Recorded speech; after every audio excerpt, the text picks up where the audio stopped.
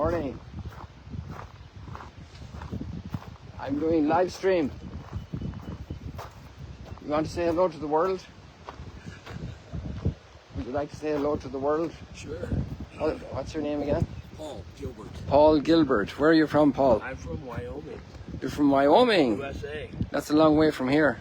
It is. It's a beautiful morning and a beautiful sunrise. It's Galilee. And we do this every day for the last 5 years. Awesome. Since COVID started. There you And go. we're commenting the daily scriptures. So you're a pastor, right? I am. What type of church do you pastor? Pastor Grace Fellowship in Buffalo. In Buffalo, Wyoming. So greetings from Magdala to all in Buffalo, Wyoming. Do you have any first impression to share with the world? It's just a beautiful place, and to walk where Jesus walked, to be on the water where Jesus was on the water, it's miraculous. It's a wonderful gift. Yes, for sure. Thank you, Pastor. Thank you. Have a We'll great see day. you around later on today. A large group of pastors has come from across the US.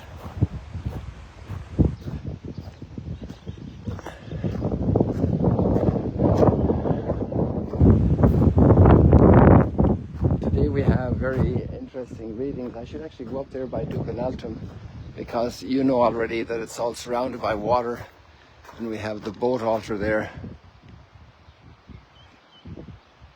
And this side of the boat altar there's a big pool of water. I'll just go up there and we can go there little by little. And this, I think in some way at least, you can read this text of Ezekiel today. The water coming out from under the altar. Water is so important in the desert. It's important always. Even there was a crisis with the bad weather in Ireland and the lack of power. And obviously power, electricity is very significant in pumping water. And even where we have so much water, I hear the story of a lady who visited her farming family from Dublin. And when she arrived, she brought water with her. And the people of the house drank bottles of water completely immediately because they didn't have their water supply. How long can we last without water?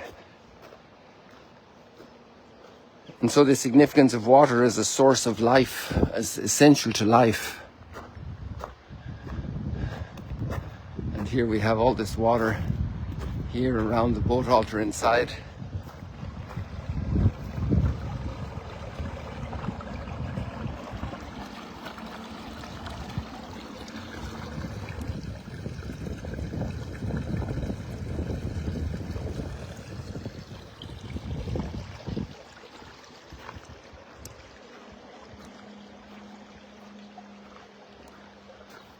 Here we have the boat altar built of Lebanese cedar, and the marble inside looks like water.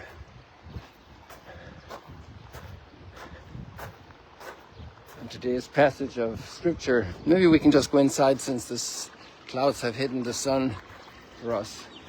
We'll find our way in.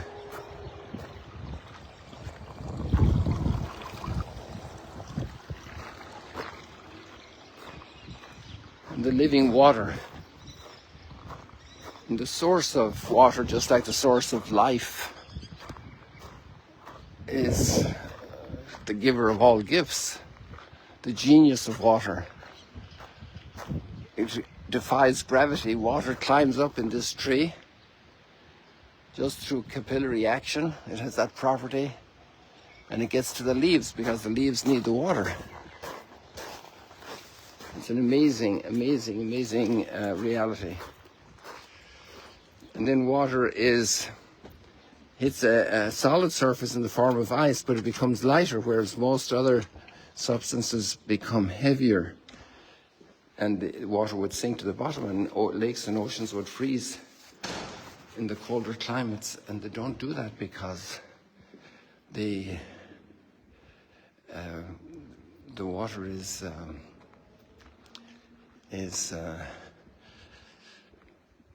is heavier than ice, and so the ice stays on top and forms a blanket over water.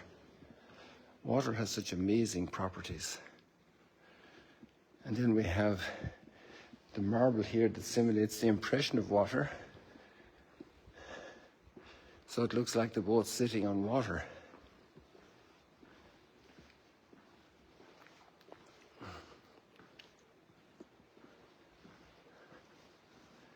And that the boat's floating on the Sea of Galilee.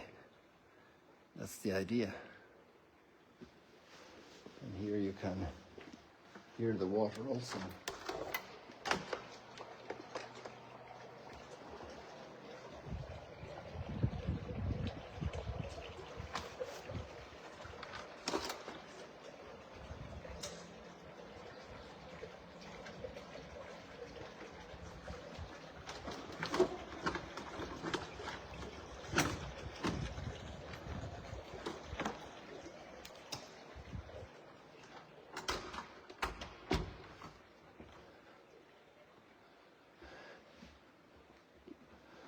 And then the story is connected with Jesus teaching from the boat. So when the chapel is filled with pilgrims and the pastor is here proclaiming the gospel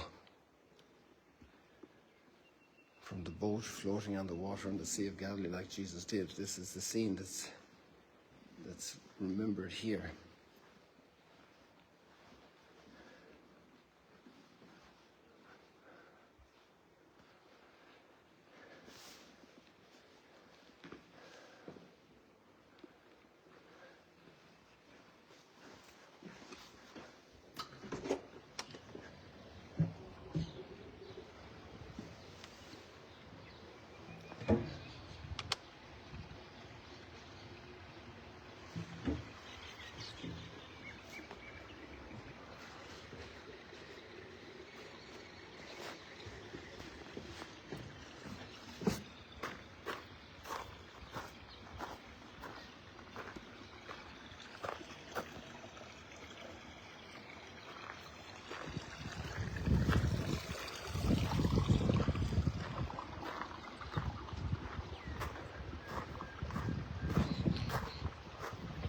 So the prophet is taken by the angel outside the temple to the east side, comes out the north towards the Damascus door direction, around to the Kidron Valley from the east side looking at the temple, and he sees the water that had been trickling out from the altar coming out from the wall, and it's up to ankle deep, and he keeps going.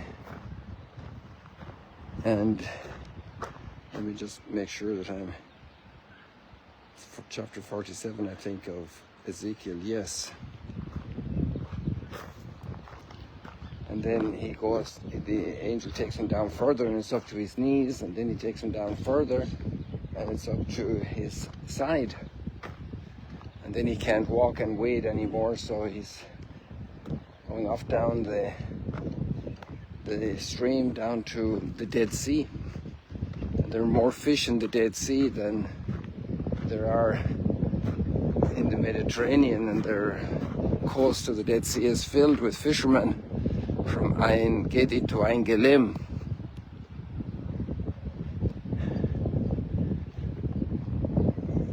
And then he's brought back. Nobody knows where Ein Gelim is, by the way, so looking for it in the map. It's a name from biblical times that's lost from 6 centuries, 7 centuries before Christ, and it's lost the name, but it must have been someplace with a relative significant distance from Ein Gedi, because here they're communicating abundance, and you have this whole coastline filled with fishermen. And then he comes back to Kidron Valley to Jerusalem. Both sides, there are trees growing on both sides of the river, and they're laden with fruit, all different kinds of fruit trees, and the leaves are good for healing. And it's a fantastic image of the healed world that will be filled with life. That gives us great hope. The readings today are really filled with hope. The Lord of hosts is with us, our stronghold is the God of Jacob. God is our refuge and our strength, and never present help in distress. Sometimes we get very stressed out. There we need hope. We need to calm down. We need to say, Lord, I don't see how this is going forward.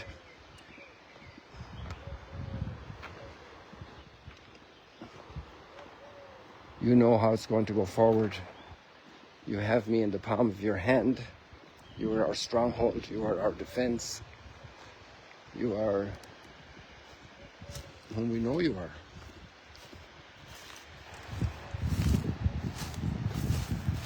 And then we have another water event at the pools of Bethesda. And Bethesda is not to be confused with Bethsaida.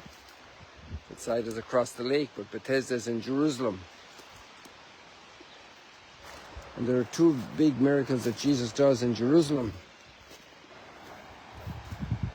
In John's Gospel, he heals this paralytic man, and he heals the blind man.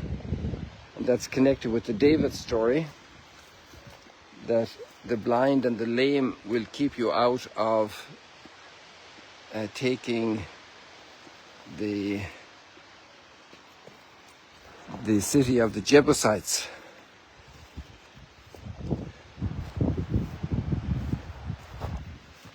And Jesus heals the blind and the lame when he comes into the city.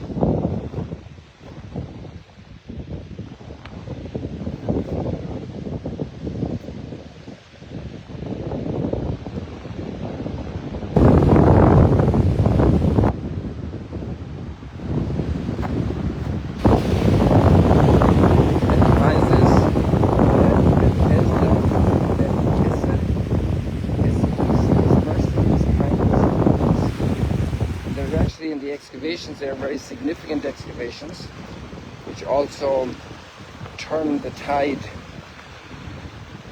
in exegetics about John's Gospel. People had thought that he was speaking only figuratively in his Gospel, but it turns out that he was completing many details of history and geography that the synoptics hadn't covered, because no story is going to cover the whole of reality, even of a football game. And you can have 5 different people writing the story, and they'll write 5 different accounts of the same football game. So, because they have different sensitivities, different things are significant for them, they put emphasis on different portions, depending on their audience, depending on other topics they're dealing with. And so this, the pools of Bethesda and the pools with the pool with the 5 porticos, and they thought they were trying to give exegetical meaning to this, interpretive meaning, and it turns out the structures are there. That's what the archaeology turned up quite a while ago. And then the discovery of the pilot stone was very important. And the pool of mercy that does deeds of love, hesed.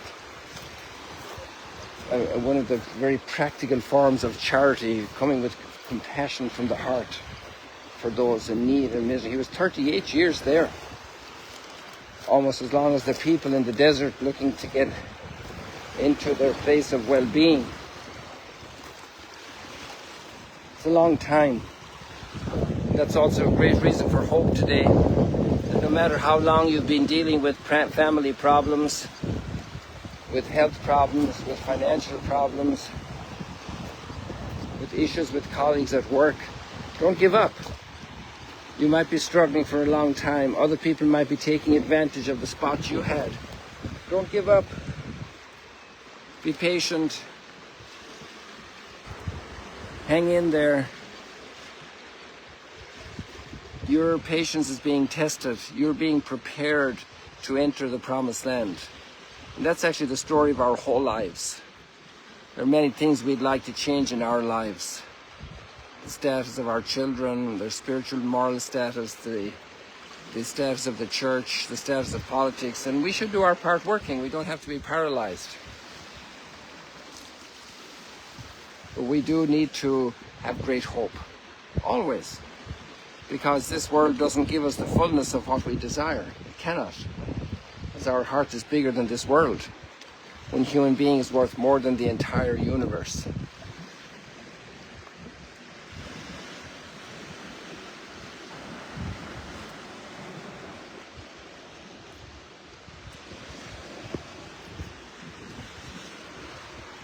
And so our heart is aching and longing, and we need to live by hope. Hope does not disappoint. It's the great theme of this Jubilee year we're in. These readings are extraordinary nourishment for that. I think that's enough for today. There's more things we could say. The great gift we have in the word of Jesus. Take up your mat and walk. And let's not have a narrow-minded bitterness that maybe this man had himself. He was very discouraged, very lonely. Nobody's here to help me. I'm on my own. It's a disastrous situation. We'll never get changed. Or then the others that are finding fault. He's carrying his mat on Shabbat. You shouldn't heal people on the Sabbath. And we can all have these kind of exclusive criteria that we apply against others. People, God bless you. See you later. We're in a time of great hope. Filled with hope. Hope will not disappoint. God bless you. Just thought I'd sit down here beside this rock here today.